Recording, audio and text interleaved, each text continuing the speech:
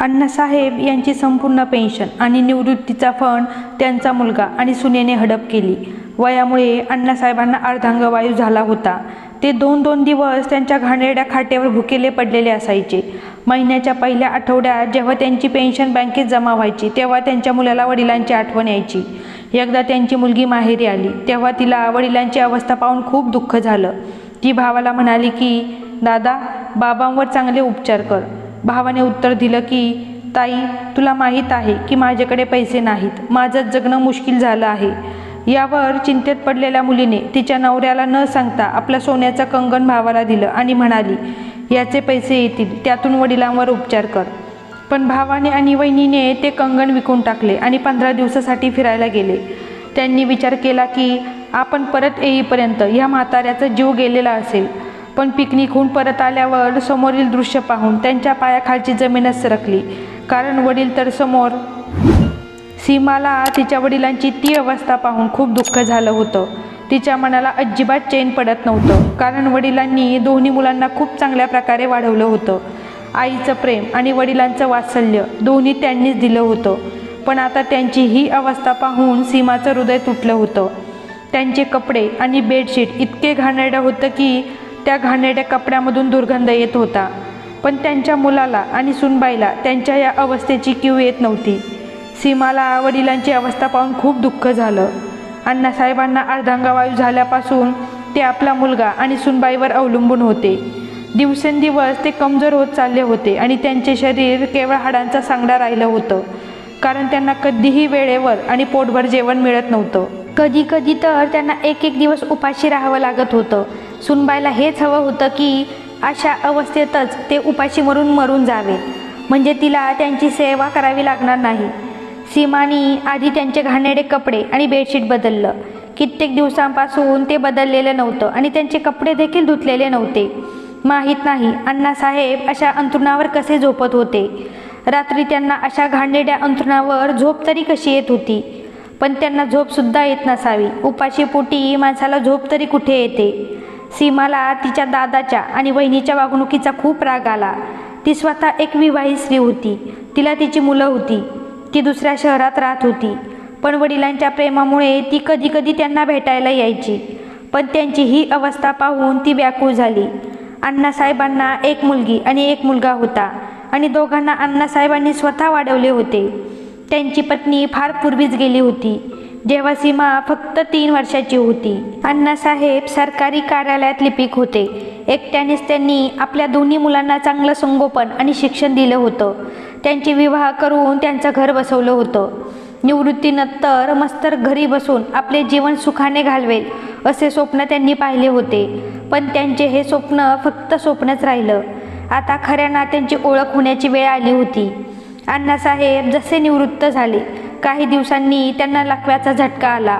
हा झटका इतका तीव्र होता की त्यामुळे त्यांना अंथरूण धरावे लागले. ज्यांना आईवडील दोघांचेही प्रेम देऊन मोठे केले तेच मुलं आज परकी झाली होती. त्यांचा मुलगा महेशला त्यांची आठवण फक्त महिन्याच्या पहिल्या तारखेला यायची. कारण त्या दिवशी त्यांची पेन्शन यायची. त्यांच्या निवृत्तीचा निधी लाखोंमध्ये मिळाला होता. पण महेशने अनेक वेळा बहाणे करून त्यांच्याकडून ते वसूल केले होते. त्यामुळे आता त्यांच्याकडे काहीच उरले नव्हते. अण्णासाहेबांच्या आजारपणाचा आणि उपचारांचा भार शेवटी सीमालाच उचलावा लागणार होता. म्हणून तिने यात अडथळा केला नाही. महेशनेही सीमाला तिचा हिस्सा दिला नव्हता आणि त्याबद्दल तिला काहीही विचारले नव्हते. महेश पूर्णपणे आपल्या पत्नीच्या म्हणण्यानुसार वागायचा. तो पूर्णपणे जोरूचा गुलाम झाला होता आणि त्याची पत्नी जसे कान भरायची तसे तो वागायचा. तो आपल्या वडिलांचे उपकार पूर्णपणे विसरला होता. त्याला फक्त पैशाची लालसा होती. अण्णासाहेबांनी आपल्या मुलीचा विवाह आपल्या गरीब मित्राच्या मुलासोबत केला होता जे दुसऱ्या शहरात राहत होते. मुलगी आपल्या घर संसारात आनंदी होती. म्हणून लग्नानंतर तिने कधीही वडिलांकडून पैसे मागितले नाही. ती एक स्वाभिमानी आणि देवभक्त मुलगी होती. ती महेशसारखी लोभी नव्हती. शेवटी मुलगीच आपल्या आईवडिलांचा म्हातारपणात आधार बनते. आता जेव्हा सीमा आपल्या वडिलांना भेटायला येते तेव्हा तिला खूप वाईट वाटतं. ज्या शरीरावर कधीही मळही लागला नव्हता त्या शरीराची आणि त्यांच्या कपड्याची ही अवस्था पाहून तिच्या डोळ्यात अश्रू आले. ती आपल्या भावाला वारंवार आठवण करून देत असे की त्याने वडिलांची काळजी घेतली पाहिजे. कारण त्यांची संपूर्ण आयुष्यभराची बचत त्याने हडपली होती. आज सीमा आपल्या वडिलांची विचारपूस करायला आली तेव्हा ती वडिलांचे मळकट कपडे आणि बिछाना पाहून रक्ताचे अश्रू रडू लागली. सीमा रडत होती आणि वडिलांची माफी मागत होती. तिने त्यांचं बेडशीट बदललं आणि त्यांच्या अंगावरील कपडे धुतले. अण्णासाहेबांच्या डोळ्यातही अश्रू होते, पण ते काही बोलू शकत नव्हते, कारण अर्धांग वायूमुळे ते व्यवस्थित बोलू शकत नव्हते. जेव्हा महेश बाहेरून आला तेव्हा सीमाने त्याला जवळ बसवले आणि सांगितले, बघ ना महेश, आपल्या वडिलांची काय अवस्था झाली आहे. ते स्वतःची साफसफाई ठेवू शकत नाही. जर तुम्हाला हे करता येत नसेल तर तुम्ही एक नर्स का ठेवत नाही. वडिलांनी आयुष्यभर जे कमावले ते तुझ्यावरच लुटले आहे. आता तुझे कर्तव्य नाही का की त्यांचा म्हातारपणात आधार बनावं आणि त्यांची काळजी घ्यावी. देव ना करो की पुढे जाऊन तुलाही हेच दिवस बघावे लागतील आणि तुझे मुलं तुला वाऱ्यावर सोडून देतील, तर तुझ्या मनावर काय बेतेल. सीमाने आपल्या भावाला मोठ्या रागाने पण भावनिक होऊन समजावण्याचा प्रयत्न केला, पण महेशच्या कानात ती गोष्ट शिरत नव्हती. सीमाने पुढे सांगितले की वडिलांचे उपचारही नीट होत नाही. त्यांची औषधं संपली आहेत आणि ते दिवसेंदिवस कमजोर होत आहेत. सीमाने आपल्या भावाला त्याच्या जबाबदारीची जाणीव करून देण्याचा पूर्ण प्रयत्न केला, पण त्याने उलट उत्तर दिलं, माझ्याकडे इतके पैसे कुठून येणार की इतके दिवस मी महागडे उपचार करू शकू. मी काही मोठा अधिकारी किंवा उद्योगपती नाही. त्याच्या अक्कड भरल्या उत्तराने सीमा थक्क झाली. ती म्हणाली, दादा, बाबांचे रिटायरमेंटनंतरचे पैसे आणि पेन्शन सगळं तूच आपल्याजवळ ठेवलं आहेस. तरीही तू असं कसं बोलू शकतोस की माझ्याकडे पैसे नाहीत. मी त्यांना कधीही माझा हिस्सा मागितला नाही. वडिलांची पेन्शनही चांगली येते, पण तरीही प्रत्येक महिना तू त्यांच्यासाठी औषधं आणू शकत नाहीस. मग असं कोणता खर्च करतोस ज्याला तुला पैसे कमी पडतात. आता महेशने रागाने उलट तिच्यावर आरोप करण्याचा प्रयत्न केला आणि म्हणाला, हो हो, माहीत आहे, तुझी नजर नेहमी वडिलांच्या पैशावरच असते, म्हणूनच तू वारंवार त्या गोष्टीचा उल्लेख करते. तुझ्या लग्नातही बाबांनी खूप खर्च केला होता आणि हुंडाही दिला होता, तेव्हा मी काही बोललो नाही. मग आता तू का या गोष्टीचा वाद वाढत आहेस. हे सगळं ऐकून सीमाला खूप वाईट वाटलं. तिने आता हे जाणलं होतं की महेशला काहीच जाणीव नाही आणि ना कशाची लाज आहे. महेशशी बोलण्यात काही फायदा नाही म्हणून ती गुपचूप तिथून निघून गेली. पण वडिलांना या अवस्थेत सोडून जाण्याचं तिचं मन होत नव्हतं. तिने जितकं शक्य होईल तितकी वडिलांची सेवा केली, पण आता तिच्याकडे दुसरा कोणताही मार्ग नव्हता, म्हणून ती सासरी निघून गेली. तिच्या पाठीमागे तिच्या वडिलांची काय अवस्था झाली असेल हे तिला माहीत नव्हतं. आज तिने वडिलांना चांगली अंघोळ घातली होती, त्यांचे कपडे बदलले होते, त्यांचा बिछाना स्वच्छ केला होता, पण यापुढे काय होईल याची चिंता तिला लागत होती. पण तिचीसुद्धा काही मजबुरी होती. तिला आपल्या सासरची जबाबदारी सांभाळावी लागत होती आणि नवऱ्याचा वारंवार फोन येत होता, कारण तिची मुलं रडत होती. आज महेशच्या बोलण्याने तिचं मन तुटून गेलं होतं. असं कसं एक मुलगा आपल्या जन्मदात्यासाठी इतका कठोर होऊ शकतो. सीमाच्या घरीसुद्धा परिस्थिती एवढी चांगली नव्हती की ती आपल्या वडिलांची पूर्ण जबाबदारी घेऊ शकेल किंवा त्यांच्यासाठी नर्स ठेवू शकेल. तिचा नवरासुद्धा लहान दुकान चालवत होता आणि त्याच्या कमाईवरच त्यांचं घर चालत होतं आणि मुलांचं शिक्षण सुरू होतं. त्यामुळे सीमाला आता कळत नव्हतं की तिने आपल्या वडिलांची कशी मदत करावी. म्हातारपणी पैसा असूनही त्यांना आपल्या मुलांच्या दयेवर अवलंबून राहावं लागत होतं. सून तर इतकी कठोर मनाची होती की तिच्याशी बोलणं देखील व्यर्थ होतं. तिच्यासमोर महेशचं एकही चालत नव्हतं. तिने महेशचे कान भरून भरून त्यालासुद्धा आपल्यासारखं कठोर मनाचं बनवलं होतं. सीमाला माहीत होतं की महिन्याच्या पहिल्या तारखेला महेश वडिलांना छान अंघोळ घालून त्यांचे कपडे बदलून त्यांची पेन्शन घेण्यासाठी त्यांना घेऊन जातो. त्या दरम्यान त्याला वडिलांची मोठी काळजी वाटत असते. त्याला त्याच्या वडिलांची बिलकुल किळस येत नाही. तो वडिलांशी खूप चांगला वागतो, कारण त्याला फक्त वडिलांच्या पेन्शनशी मतलब होता की ती पूर्ण पेन्शन त्याच्या ताब्यात यावी. ते दोघे नवरा बायको खूप अय्याशी होते. 4-8 दिवसात ते वडिलांची पूर्ण पेन्शन खर्च करून उडवून टाकायचे आणि महिन्याचे उर्वरित दिवस आपल्या गरिबीचं रडगाणं गायचे. काही दिवसांनी सीमा पुन्हा आपल्या वडिलांची परिस्थिती पाहण्यासाठी आली होती. तिच्या पदरामध्ये तिने तिच्या सासरच्या लोकांपासून लपवून आणलेली एक वस्तू होती. ती दुसरी काही नसून तिचं सोन्याचं कंगण होतं, जे तिच्या वडिलांनी तिच्या लग्नाच्या वेळी दिलं होतं. कदाचित तेच आज त्यांच्या कामाला येणार होतं. सीमाने ते सोन्याचं कंगण तिच्या सासरच्या लोकांपासून आणि नवऱ्यापासून लपून आणलं होतं. सीमाचा नवरा देखील स्वार्थी आणि लालची प्रकारचा माणूस होता. तोही म्हणत असे की आपलं घर चालवणं मोठं मुश्किल आहे. आपण दुसऱ्याच्या समस्या का आपल्या डोक्यावर घ्याव्यात. त्याला देखील छोटी छोटी मुलं होती आणि त्यांची देखभाल, शिक्षण आणि भविष्याची चिंता होती. पण सीमाला सध्या फक्त तिच्या वडिलांची काळजी होती आणि त्यांची स्थिती सुधारायची होती. हे सोन्याचं कंगन विकून तिला आपल्या वडिलांवर उपचार करायचे होते, जेणेकरून ते चालण्याजोगे होऊ शकतील आणि आपल्या मुली आणि सुनांवर ओझं बनणार नाही. सीमा जेव्हा आपल्या वडिलांच्या घरी पोहोचली तेव्हा तिच्या वडिलांची अवस्था अशी होती जशी एखादा भिकारी आपल्या झोपडीत पडलेला आहे. त्यांचं शरीर अगदी हाडांच्या सांगड्याप्रमाणे दिसत होतं. सीमाला पाहून त्यांच्या चेहऱ्यावर थोडीशी आशा आली. ते सीमाकडे अशा प्रकारे पाहत होते जसं एखादं भुकेलं मूल आपल्या आईकडे पाहत असतं. पण सीमाकडेही तिच्या स्वतःच्या खूप साऱ्या जबाबदाऱ्या होत्या. ती आजही आपल्या नवऱ्यापासून लपवून आपल्या मुलांना शेजारणीकडे ठेवून गुपचूप वडिलांना भेटायला आली होती. सीमाने प्रथम अंदाज घेतला आणि घाणेरडा बिछाना बदलला आणि त्यांना अंघोळ घालून स्वच्छ कपडे घातले. अण्णासाहेब मोठ्या आभारी नजरेने आपल्या मुलीकडे पाहत होते. पण सीमाला त्यांच्या डोळ्यात जी ओल आणि भावना दिसल्या त्या पाहून ती म्हणाली, बाबा, माझ्याकडे या नजरेने पाहू नका. मी जितकं काही करते त्यासाठी मी तुमचे काही उपकार फेडत नाही. खरं तर मी आयुष्यभर तुमचे उपकार फेडू शकत नाही. सीमा आपल्या वडिलांची अवस्था ठीक केल्यानंतर महेशच्या खोलीत गेली. तिने पाहिलं की महेश आपल्या खोलीत AC लावून बिछाण्यावर पडून आराम करत होता. आता तर सीमाला खूपच राग आला. तिला असं वाटलं की महेशच्या 2 कानाखाली द्याव्यात, पण तिने आपल्या रागावर नियंत्रण ठेवलं. त्याच्याकडे ACचं बिल भरण्यासाठी पैसे होते, पण वडिलांच्या 500 रुपयाच्या औषधासाठी तो पैसे देऊ शकत नव्हता. आपल्या आयुष्यातून वेळ मिळाल्यावर तो वडिलांची काळजी घेऊ शकला असता, पण हे सगळं सीमाने आपल्या मनात दाबून ठेवलं. ती महेशजवळ बसली आणि आपल्या पदरामध्ये लपवलेलं कंगन महेशच्या हाती दिलं. ती म्हणाली, हे कंगन माझ्या लग्नाचं आहे, जे बाबांनी मला लग्नात भेट म्हणून दिलं होतं.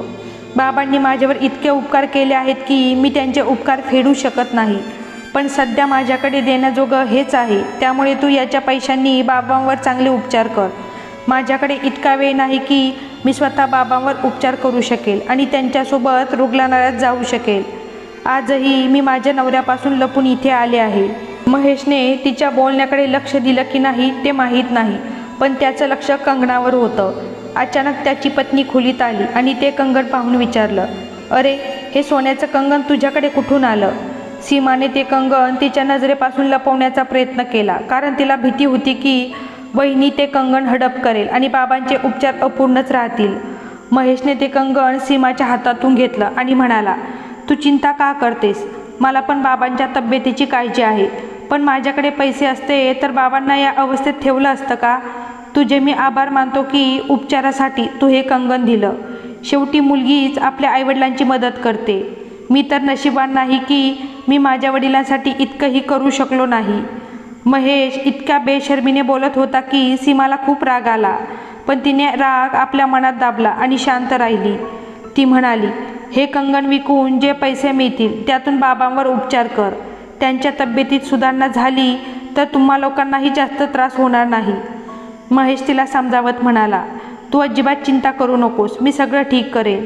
असं म्हणत त्याने ते कंगन आपल्या खिशात ठेवलं. सीमा बाबांना भेटून आपल्या घरी निघून गेली. ती गेल्यावर महेश कंगन नीट पाहू लागला. तेवढ्यात त्याची पत्नी आली आणि तिने ते कंगन झटकन घेतलं आणि म्हणाली, माझ्या आयुष्यात इतकं सुंदर कंगन मला कधीच मिळालं नाही. सासरच्या लोकांचं कर्तव्य असतं की ते आपल्या सुनबाईला कंगन देतात. महेशने तिच्याकडे पाहून विचारलं, तुझी काय इच्छा आहे? ती म्हणाली, इथे खूप गरमी आहे. इथे तीनदा लाईट जाते. मी या गरमीने बेहाल झाले आहे. तुम्हाला हनीमूनलाही घेऊन गेला नाही. कसं आयुष्य आहे माझं? महेशने फसवे हसूने विचारलं, तुला काय वाटतं मी तुला हनीमूनवर घेऊन जाऊ? ती म्हणाली, तुझं जर माझ्यावर प्रेम असेल तर आपण कुठेतरी हनीमूनला जाऊ. तसंही या वयात एवढ्या कमजोर माणसावर काय उपचार होणार? तुझी बहीण अगदीच मूर्ख आहे. तिला वाटतं की लकव्यावर उपचार होईल, पण ती अगदी भोळी आहे. म्हणून मी म्हणते की चल आपण काश्मीर फिरायला जाऊ. थोडी आउटिंग होईल आणि या म्हाताऱ्यापासून थोडी सुटका होईल. दुसऱ्या दिवशी महेशने ते कंगन विकलं आणि बाबांसाठी काही औषधे आणली आणि ते दोघं काश्मीर फिरायला निघून गेले. महेश आणि त्याची बायको दोघांचाही स्वभाव अय्याशी होता. त्यांच्याकडे जेवढे पैसे यायचे ते उडवायचे. इथे सीमाला मनात वाटत होतं की त्या कंगनामुळे बाबांवर उपचार होतील आणि ते ठीक होतील. पण ती अगदी भोळी होती. कंगन सीमाच्या नवऱ्याने तिजोरीत ठेवलं होतं, पण त्या दिवशी तिजोरीची चावी सीमाच्या हाताला लागली आणि ते पटकन तिने कंगन काढून आपल्या भावाला दिलं. त्या दिवशी सीमाचा नवरा लवकर घरी आला आणि तिजोरीची चावी शोधू लागला. तो सीमाला म्हणाला, सीमा, कपाटाची चावी कुठे आहे? सीमाने घाबरून विचारलं, काय झालं? सगळं ठीक आहे का? तू तिजोरीची चावी का शोधतोय? त्यावर तिच्या नवऱ्याने उत्तर दिलं, माझं दुकानात खूप नुकसान झालं आहे, त्यामुळे मला ते कंगन विकून कर्ज चुकवावं लागेल. तो खरोखरच खूप अस्वस्थ वाटत होता. पण इथे सीमाच्या चेहऱ्यावरचा रंग उडाला होता. तिच्या हृदयाचे ठोके वाढले होते. चावी शोधून तिच्या पतीने तिजोरी उघडली तर त्या सोन्याच्या बांगड्या गायब होत्या. तो आता सीमावर ओरडू लागला आणि म्हणाला, तू त्या सोन्याच्या बांगड्या कुठे हरवल्या आहेत? मला त्या बांगड्या आत्ता हव्या आहेत, नाहीतरी माझ्या घरातून निघून जा. आता सीमाला सत्य सांगण्याशिवाय काही पर्याय नव्हता, म्हणून ती पतीच्या पायावर पडली आणि म्हणाली, मला माफ करा, पण माझ्या वडिलांची तब्येत खूप खराब होती, त्यामुळे त्यांच्या उपचारासाठी मी त्या बांगड्या महेशला दिल्या होत्या, ज्या विकून वडिलांचा नीट उपचार होईल. हे ऐकून तिचा पती म्हणाला, महेश, तो तर आपल्या बायकोला घेऊन काश्मीरला फिरायला गेला आहे, म्हणजेच त्याने तुझ्या बांगड्या विकून त्या पैशाने मौज मजा केली आहे. तू जा आणि तुझ्या वडिलांवर स्वतः उपचार कर, तुला या घरात काही स्थान नाही. असे बोलून त्याने सीमाला घराबाहेर काढले. आता सीमा आपल्या वडिलांच्या घरी पोचली आणि पाहिले की वडील त्याच अवस्थेत होते. ना खाण्यासाठी काही होते ना पिण्यासाठी. महेशने जाताना फक्त त्यांच्या खिशात काही पैसे ठेवले होते आणि तो आपल्या बायकोला घेऊन काश्मीरला फिरायला गेला होता. सीमा तर डोक्याला हात लावून बसली होती. तिकडे महेश आपल्या बायकोसोबत मजा मस्ती करत होता. ते तर असे वाटत होते जसे काय नवीन जोडपं आहे. मजा मस्ती करून सगळे पैसे संपल्यानंतर जेव्हा ते घरी परतले तर त्याच्या पायाखालची जमीनच सरकली. कारण घरी येताच त्याने पाहिले की अण्णासाहेब म्हणजेच महेशचे वडील सुखी आणि हसतमुख होते. त्यांना चालता येत होते आणि सीमा त्यांची सेवा करत होती. मुले अंगणात खेळत होती आणि अण्णासाहेब त्यांच्याकडे बघून हसत होते. हे सगळं वातावरण पाहून महेशला धक्का बसला. तो धावतच वडिलांकडे गेला आणि त्यांना विचारू लागला की हे सगळं कसं झालं? उपचारासाठी इतके पैसे कुठून आले? अण्णासाहेब म्हणाले की हे सगळे देवाचे आशीर्वाद आहेत. माझा एक जुना मित्र होता, ज्याला मी एकदा त्याच्या अडचणीत मदत केली होती. त्याने हे उपकार लक्षात ठेवले होते. तो एक डॉक्टर आहे. त्याने माझे उपचार मोफत केले आणि काही सरकारी सुविधांचा फायदा मिळवून दिला. मी पूर्णपणे बरा झालो आहे. मी माझ्या मुलीचे खूप आभार मानतो, कारण तिच्यामुळे मला हे नवं जीवन मिळालं आहे. कारण तिनेच माझ्या या मित्राला संपर्क केला होता आणि माझे उपचार सुरू केले होते. आणि बघा, आज मी पूर्णपणे बरा झालो आहे. मी आता ठरवले आहे की माझी संपत्ती आणि घराचे 2 भाग होतील. त्यातला एक भाग सीमा आणि तिच्या मुलांच्या नावावर असेल आणि दुसरा भाग तुझ्या नावावर. जोपर्यंत सीमाच्या पतीला त्याच्या चुकीची जाणीव होत नाही, तोपर्यंत ती आपल्या मुलांसोबत इथे माझ्याजवळ राहील आणि माझी जी काही पेन्शन येते ती पूर्ण त्यांच्यासाठी खर्च होईल. कारण अशा मुली नशीबवान लोकांनाच मिळतात. आपल्या वडिलांची ही सर्व बोलणी ऐकून महेश खूप लाजला, कारण त्याच्या कर्मामुळे त्याच्या वडिलांची सर्व संपत्ती त्याच्या हातातून निघून गेली होती. तो आपल्या कर्मांना आणि नशिबाला दोष देत होता, कारण शेवटी तो आपल्या वडिलांच्या पैशावरच मौज मस्ती करत होता. पण एक ना एक दिवस त्याला या सगळ्यांचा धडा मिळणारच होता. तर मित्रांनो, ही कथा कशी वाटली ते मला कमेंट करून नक्की सांगा. आणि अशा सुंदर कुटुंबातील कथा ऐकण्यासाठी आमच्या चॅनलला सबस्क्राईब करा आणि नोटिफिकेशनवर सेट करा, ज्यामुळे तुम्हाला प्रत्येक कथा ऐकण्याची संधी मिळेल. धन्यवाद.